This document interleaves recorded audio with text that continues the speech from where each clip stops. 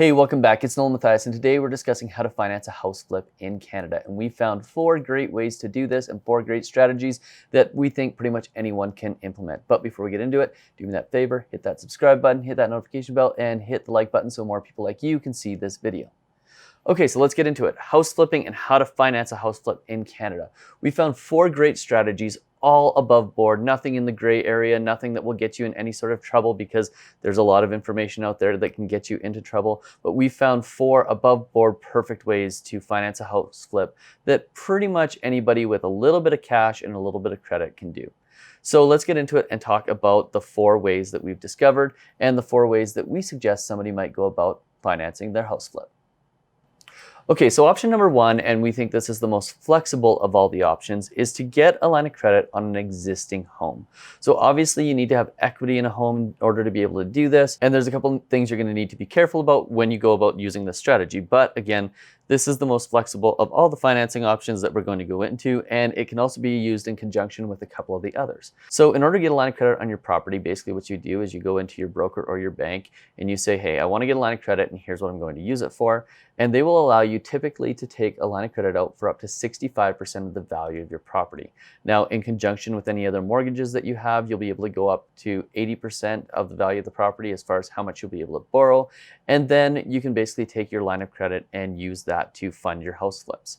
Now, one of the products that we really like is the Scotia Step product, because what it does is it allows us to have both a mortgage and a line of credit on our property, but it also allows us that as we pay off our mortgage to get more and more of a line of credit available. So we use that personally to help fund some of our flip projects.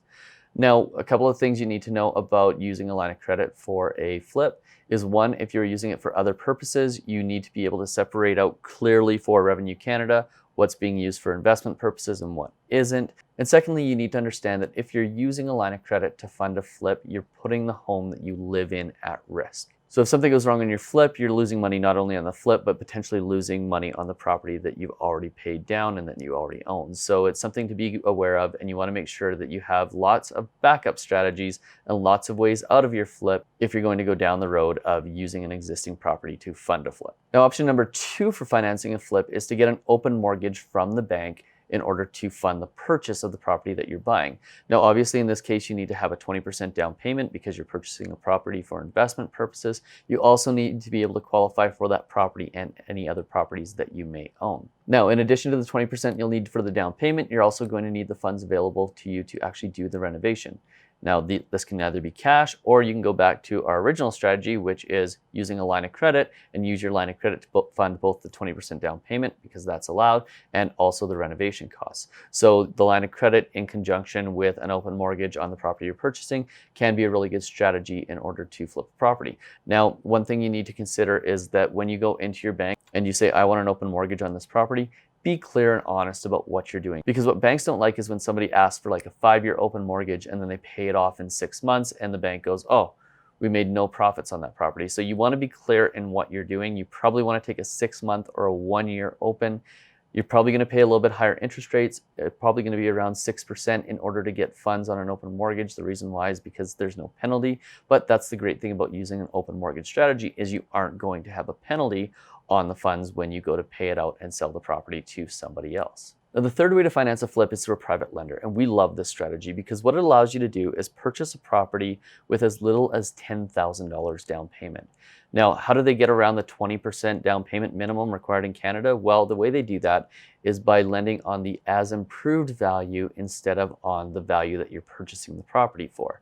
So again, in this scenario, you need to have the funds available to actually do the renovation, but the fact that you only needed $10,000 down opens up a lot of free cash flow, which is one of the major advantages to this product, is you can do more properties and more flips, and you can do them without risking as much of your own money, which makes it a really good product. Now, one thing to note is the interest rates are higher, 13 to 15%. Obviously, you're putting less money down, so the risk is higher for that lender, but it ends up being a really good way to have more cash flow available to you if you need it. The other great thing about having a private lender who does this type of product available to you is that they go into the flip essentially as an advisor.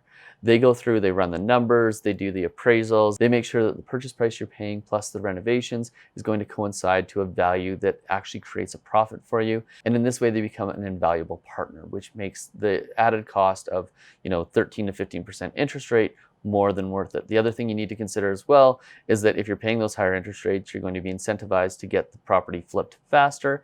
And ultimately, when you look at it from a 3 to 5 month window, the actual interest costs aren't that much. So again, private lenders are a great option if you want to have more cash available to do multiple flips at any given time, or if you just don't have enough cash available to put 20% down and also do the renovations. Okay, and our fourth and final way to finance a house flip is by bringing in an investor.